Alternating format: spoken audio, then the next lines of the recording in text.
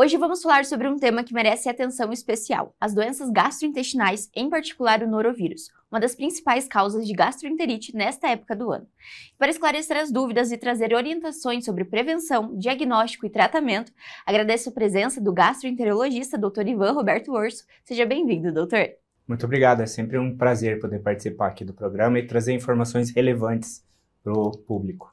E hoje nós vamos falar sobre um tema que está sendo muito falado hoje, nessa época do ano, que é o norovírus e as gastroenterites. E eu gostaria que o doutor começasse explicando para a gente, de fato, o que é esse vírus.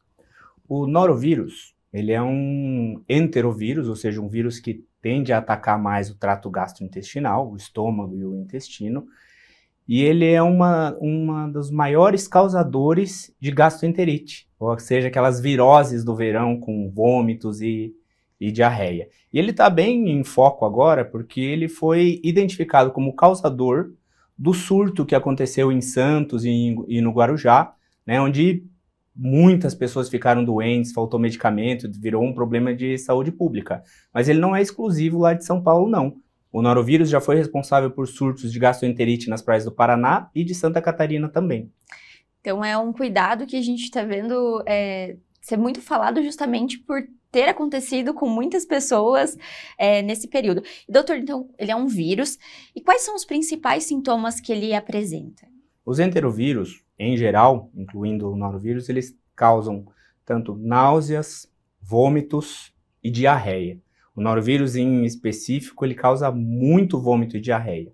E associado a isso, você pode também ter febre, dores no corpo, mal-estar, cansaço. Então, são sintomas sistêmicos e os sintomas específicos do trato gastrointestinal. E isso judia bastante, né? Porque quando você está vomitando e com muita diarreia, você desidrata muito fácil, porque você não consegue ingerir líquidos na mesma velocidade que você está perdendo. Por isso pode se tornar uma doença grave. Então esses são os principais sintomas. E quanto tempo em média ela dura, doutor? Então ela é uma doença que acaba durando bastante tempo, pouco tempo? Como que ela atua, digamos assim? Geralmente o norovírus tem em torno de 1 a 2 dias de incubação, que é aquele período entre o momento que você entra em contato com ele até a doença se manifestar. E ele dura também de 1 a 3 dias. Ele é bem curtinho o período de doença dele. Porém, isso é variável dependendo da pessoa, né? Ele pode se estender até mais de 1 semana. E existem outros enterovírus que caracteristicamente têm um tempo de doença um pouco maior, podendo chegar até 2 semanas. Certo, doutor. E o doutor comentou sobre essa questão do tempo e que acaba judiando bastante das pessoas. E ela tem diferença entre como ele se apresenta na criança, no adulto, no idoso? Existe um grupo de risco prevalente dessa doença ou afeta todos? Não, existe, né? As gastroenterites, elas podem levar à desidratação qualquer pessoa de qualquer faixa etária que tenha uma doença muito grave, muitos vômitos e muita diarreia. Porém, ela é especialmente preocupante nas crianças pequenas, que desidratam muito rápido e têm uma dificuldade maior de ingerir líquidos quando estão muito mal, e nos pacientes idosos também, que são mais sensíveis a esse tipo de variação, onde já podem ter outras comorbidades que vão piorando com os vômitos e a diarreia. Então é bem importante que começou com esses sintomas, já comece a hidratar bem, né? Procure o médico, comece os sintomáticos para tentar diminuir os sintomas do vírus, e se não estiver conseguindo repor os líquidos na mesma velocidade que estiver perdendo, é importante procurar também o serviço de saúde, que muitas vezes vai precisar fazer uma hidratação endovenosa, né, na veia. Certo, doutor. Então, só para a gente entender um pouquinho, para tentar identificar então em casa, quanto seria esse muita vômito, muita diarreia para uma criança e para um adulto, um idoso? Ótimo. Quantas vezes no dia ou por hora? Como que vocês calculam esse tempo, então?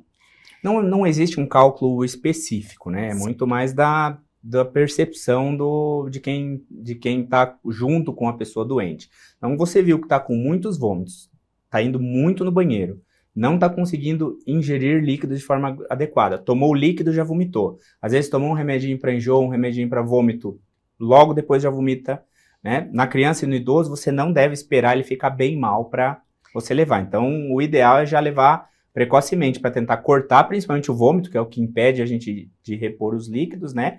E hidratar. Agora, se você for uma pessoa saudável, um adulto, né? Tiver conseguindo tomar líquidos, principalmente os líquidos isotônicos, então o Gatorade ou o similar, água de coco, são bem importantes, soro de reidratação oral, para repor os eletrólitos também, se estiver conseguindo tomar, né? Toda vez que for no banheiro, estiver conseguindo tomar um pouquinho de líquido, estiver fazendo xixi, isso é um sinal bem importante de desidratação. Quando você está desidratado, você para de fazer xixi. Se você estiver fazendo um xixi de manhã, um de tarde, de noite, dá para e você estiver se sentindo bem, dá para ir segurando. Agora, viu que parou de fazer xixi, tomou líquido, já vomita, não está conseguindo nem tomar o remédio, essa é a hora de procurar um serviço de saúde para não deixar a desidratação se instalar e uma complicação maior acontecer. Justamente falando sobre essas complicações, então, doutor, se essa doença não é tratada, justamente, o que pode acontecer com esse paciente, para que a gente, então, alerte o pessoal para buscar ajuda logo no começo, como o doutor disse. Claro, a desidratação pode levar a uma disfunção renal, distúrbios que a gente chama de hidroeletrolíticos, que é quando o sódio e o potássio ficam bem alterados, pode chegar até distúrbios do sistema nervoso central, confusão mental, e pode levar, em casos muito graves, em idosos e crianças, até o óbito por desidratação.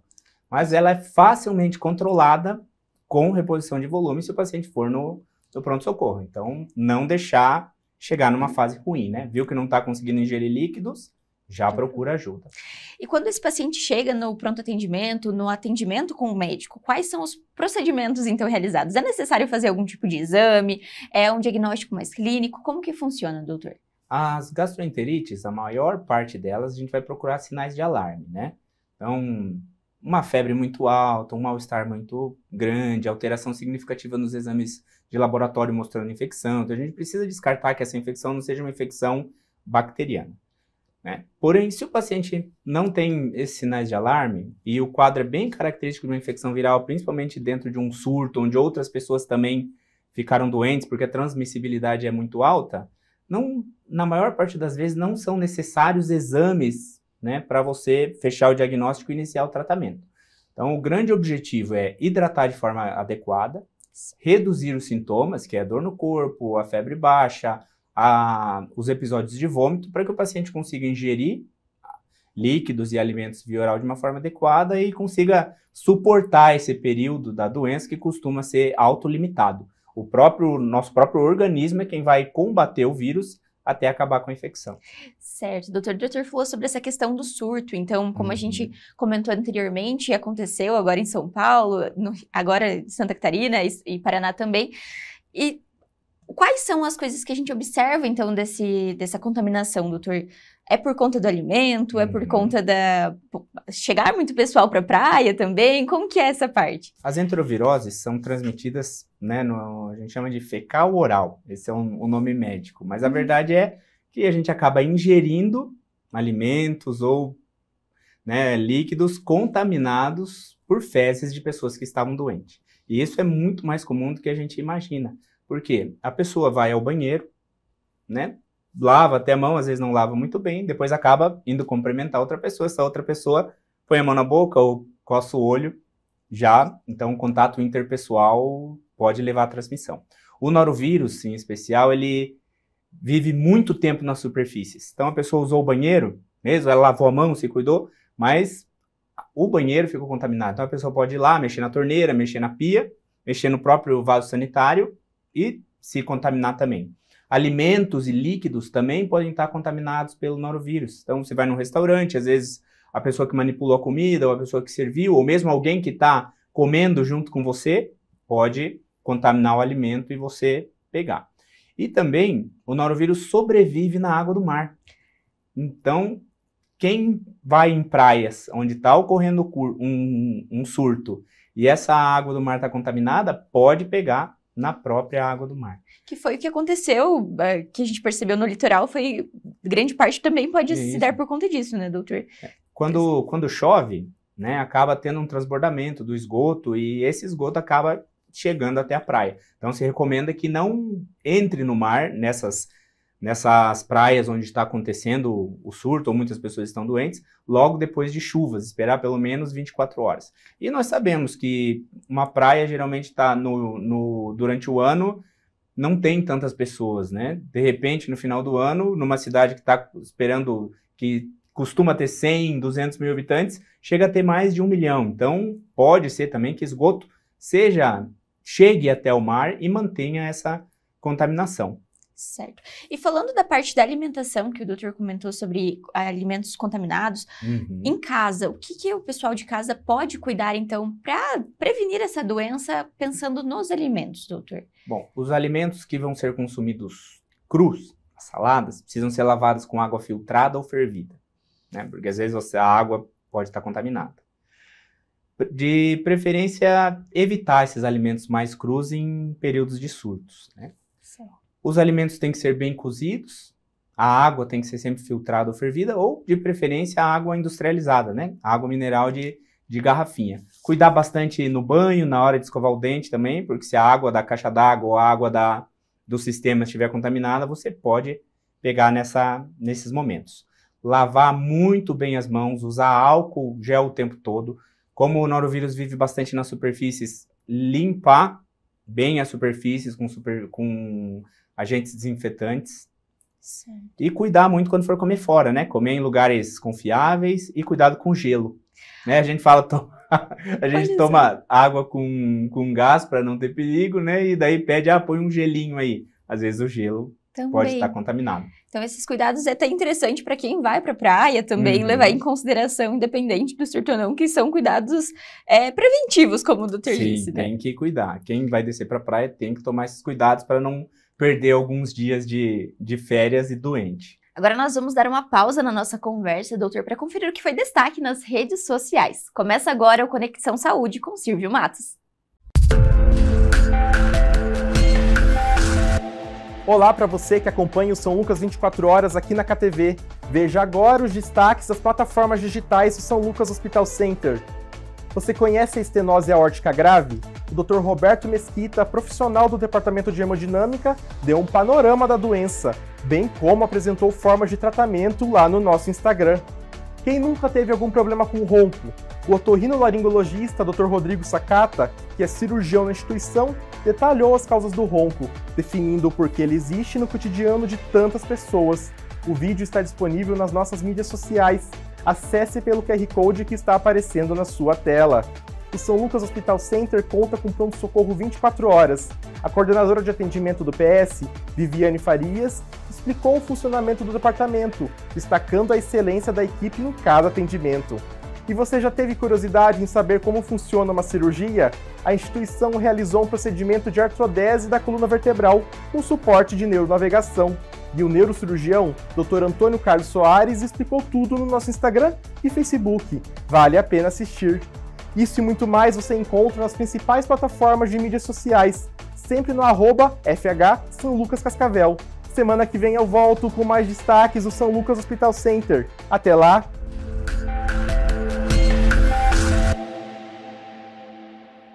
Agora que nós já vimos o que foi destaque nas redes sociais, nós voltamos aqui com o Dr. Ivan. Doutor, pensando então de volta, falando sobre o norovírus, o que fazer então nesses casos, tanto para a saúde das crianças quanto do local? Quais são as medidas de cuidado que se deve ter então? Bom, os surtos podem ocorrer em qualquer lugar onde a gente tem uma aglomeração de pessoas, né? Então, escolas, as crianças estão muito juntas, elas têm um contato muito íntimo. Isso pode acontecer, às vezes, em hotéis, onde tem bastante gente reunida que almoça e janta sempre no mesmo lugar e convive nos mesmos lugares. E algumas vezes ela pode acontecer até em lugares mais restritos, como, por exemplo, numa viagem de navio, onde tem milhares de pessoas num ambiente muito pequeno. E a grande dificuldade é que a transmissibilidade é muito alta e a persistência desses vírus nas superfícies e na água é muito longa. Então imagina, se uma pessoa doente começa a passar a mão ou vai no buffet, né? Então isso vai causando uma contaminação seriada. Na escola, como você comentou, o ideal é que quando a criança tem uma doença transmissível, como uma virose tanto respiratória quanto uma virose gastrointestinal, uma gastroenterovirose, que ela fique em casa, porque o risco de contaminar as outras crianças é bem alto. E a gente deve manter todos os cuidados de higiene, limpar as superfícies de forma mais intensa, evitar o contato íntimo entre as pessoas e também lavar bem as mãos e cuidar com o preparo dos alimentos. Os alimentos crus são os mais perigosos aí nesses momentos, né? Sobre essa questão da limpeza dos ambientes, quais são os produtos mais indicados que a gente poderia destacar para quem está assistindo? Então, o álcool, como seria isso? O álcool é uma boa opção para limpar superfícies e também produtos específicos para limpeza de banheiro, que sejam desinfetantes, e para limpeza de cozinha, que sejam desinfetantes. Eles têm um bom potencial de fazer a limpeza do ambiente e diminuir a quantidade de vírus ali viáveis para causar transmissão. E falando das crianças, a gente também, o cuidado porque o adulto consegue ter essa consciência, lembrar, vai dos pais também auxiliar nesse processo de higiene da criança, de auxiliar e tentar, de certa forma, os maiorzinhos explicar a importância de lavar as mãozinhas e tudo mais. E usar o álcool gel, ter aquele igual a gente tinha na pandemia, tem que continuar com o seu frasquinho de álcool gel para fazer a higiene das mãos antes de se alimentar. E sempre que as crianças tocam em superfícies onde tem muita gente passando, né? Então, chegou num restaurante, pegou no corrimão, pegou em várias maçaneta, lavar bem a mão depois. E o doutor falou que o tratamento ele não é específico para o vírus, mas quais são, então, os medicamentos, a forma de controle que vocês têm dos sintomas que o doutor havia comentado? Então, nós usamos medicamentos para diminuir a dor no estômago, então antiácidos são utilizados. Remédios para diminuir as náuseas e os vômitos, tem alguns que ajudam a melhorar o esvaziamento do estômago, que a gente chama de procinéticos, e também outros que têm ação central para diminuir a náusea, né? Como o Vonal é o mais comum, que é a ondansetrona. E se o paciente tiver febre, antitérmicos. Certo. E no caso de pacientes que não estão conseguindo manter hidratação, é feito através... Aí é importante procurar o sistema de saúde, um hospital, uma clínica, um pronto-socorro, para poder receber a hidratação via oral, endovenosa, digo, na veia. E o paciente também recebe as medicações para tentar controlar um pouquinho os vômitos, para que ele consiga depois manter o tratamento tomando medicamentos via oral. Em casa, por exemplo, a mãe ou o pai teve um sintoma, ou a criança mesmo, como lidar em casa com uma pessoa contaminada e que está com esses sintomas para que não passe para o restante da família, ou então tentar amenizar o máximo possível, doutor? Tem como? É difícil, viu? Às vezes o pessoal desce para a praia, bastante gente, a família se reúne numa mesma casa. Quando um fica doente, principalmente um vírus super contagioso como o norovírus, se espalha, né, pelo banheiro, se espalha na cozinha. Então, quem está doente tem que lavar a mão o tempo todo, fazer uma higiene muito boa depois que vai ao banheiro. Quem ajuda essa pessoa, que às vezes a criança vomitou, no vômito também pode pegar, a criança tá com diarreia, a gente sabe que suja a roupa, então quem vai manipular isso tem que também tomar bastante cuidado na hora da higiene da própria mão, depois de manipular secreções ou roupas contaminadas. Todo contato que tiver com essa pessoa, quem tiver contato, passar álcool depois na mão, porque fica também na mão. E se possível, às vezes é difícil, né? As pessoas que estiverem doentes usarem um banheiro e quem não estiver doente usar outro. Mas nós sabemos que muitas vezes isso é difícil, né? Mas quem tem a possibilidade é uma forma de prevenção, uma forma de cuidar. Reduzir a contaminação. E sempre limpar superfícies com produtos desinfetantes.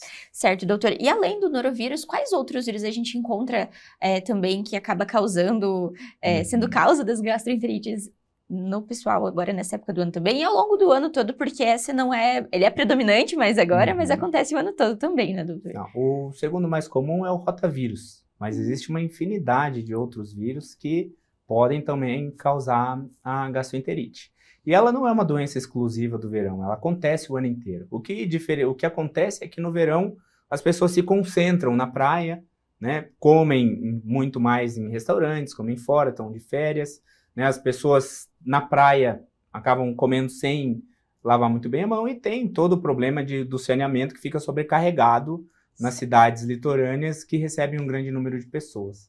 Então, por isso nós vemos com maior frequência nessas épocas. E a identificação desse vírus, como o doutor disse, não é necessário fazer um exame, mas é identificado nesses surtos, é feita essa identificação para saber qual que é o procedimento certinho. Doutor, poderia explicar um pouquinho mais sobre isso? Vigilância, isso é um interesse sanitário populacional, né? Você conhecer o vírus que está causando o surto para você saber o comportamento dele. Se ele pega na água no mar ou não, quanto tempo ele dura, né, quanto tempo de sintomas ele tem, porque isso vai permitir com que os gestores da saúde se preparem para poder enfrentar esse surto. Mas geralmente na pessoa que está doente, nós não fazemos essa pesquisa para saber qual é o tipo de vírus. a não ser que ela tenha um quadro muito mais complexo, prolongado, que necessite de um tratamento diferente. Na maior parte das vezes, você vai no pronto-socorro, o médico vai te examinar, vai ver a sua condição clínica, vai indicar, se necessário, uma hidratação, uma medicação endovenosa. A maior parte dos pacientes vai para casa. Se for um velhinho, uma criança que se vê que está um pouquinho mais debilitado, algumas vezes pode ficar internado. Mas como a doença é autolimitada, o grande objetivo do tratamento é fazer com que o paciente passe por esse período sem sofrer tanto e sem evoluir para a desidratação. Certo, doutor. E, então, antes da gente encerrar a nossa conversa, eu gostaria que o doutor deixasse uma mensagem, então, explicasse para o pessoal de casa, destacasse a importância, então, desse tratamento do norovírus e talvez acalmar também os ânimos daqueles que têm aquele receio de vou para a praia, estou com a viagem programada, o que fazer, então? Ótimo. Então, se você está descendo para a praia, né, que bom, que legal para você, você pode aproveitar a praia de uma forma segura. Lembre-se de evitar alimentos crus, comer de preferência os alimentos bem cozidos, limpar as superfícies várias vezes, lavar as mãos, usar o álcool gel diversas vezes ao dia, escolher bem os restaurantes, cuidado com o gelo e, se por acaso começar com diarreia, se hidrate bem. E se não estiver melhorando ou estiver com uma diarreia e vômitos muito intensos, procure um atendimento médico. Lembrar que, de preferência, quando for hidratar, escolher o soro de reidratação oral, que compra direto na farmácia, bebidas isotônicas, como o Gatorade, ou água de coco, que também repõe os eletrólitos e funcionam melhor nesses casos para evitar a desidratação. Perfeito. E aproveitar as férias, claro, do jeito da melhor forma possível, né, doutor? Doutor, muito obrigada pela presença no São Lucas 24 Horas. Foi sempre um prazer tê-lo aqui conosco. Fico com o convite para vir mais vezes explicar um pouquinho mais sobre saúde para o pessoal de casa. Obrigado pelo convite. O São Lucas 24 Horas de hoje fica por aqui, mas não deixe de acompanhar as redes sociais do @FH São Lucas Cascavel para ficar por dentro de todas as novidades. Até o próximo!